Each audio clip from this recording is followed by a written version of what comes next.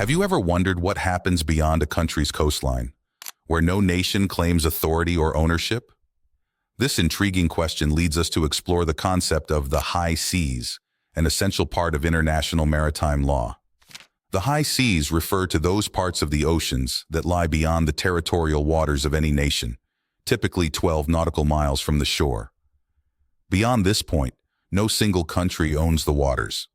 These waters are considered international waters, belonging to no single country, but rather to all humanity. They cover about 64% of the ocean's surface area and are crucial for global trade, fishing, scientific research, and telecommunications.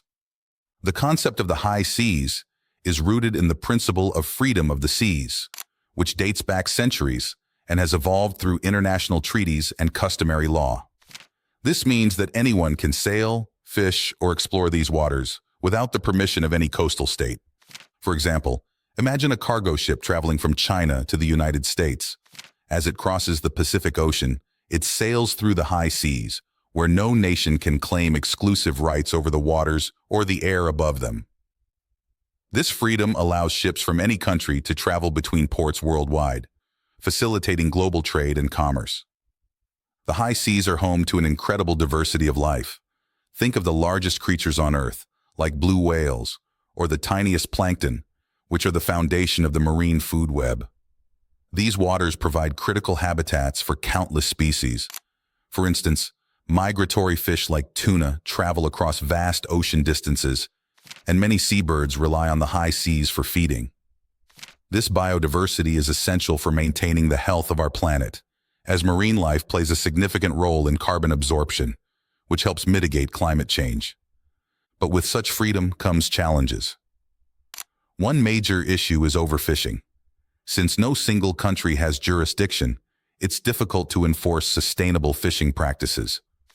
For example, large fishing vessels from different countries might catch fish without regard for long-term impacts, leading to declining fish populations.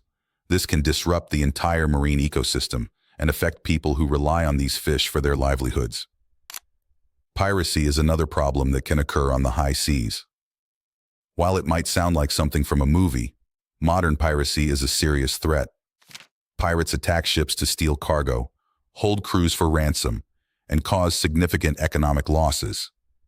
International cooperation is crucial to patrol these waters and ensure the safety of maritime activities. International law imposes certain responsibilities, such as prohibiting piracy and ensuring the conservation of marine resources. Treaties like the United Nations Convention on the Law of the Sea, UNCLOS, establish rules governing activities on the high seas, including navigation, fishing, marine scientific research, and protection of the marine environment.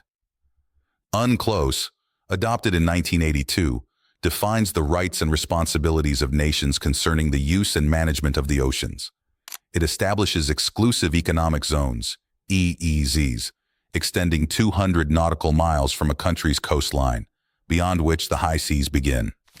UNCLOS also outlines provisions for the protection and conservation of marine biodiversity in areas beyond national jurisdiction.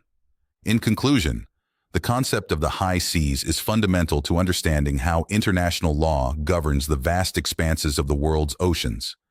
It ensures that these critical resources remain open and accessible to all nations while balancing rights with responsibilities to promote sustainable use and conservation.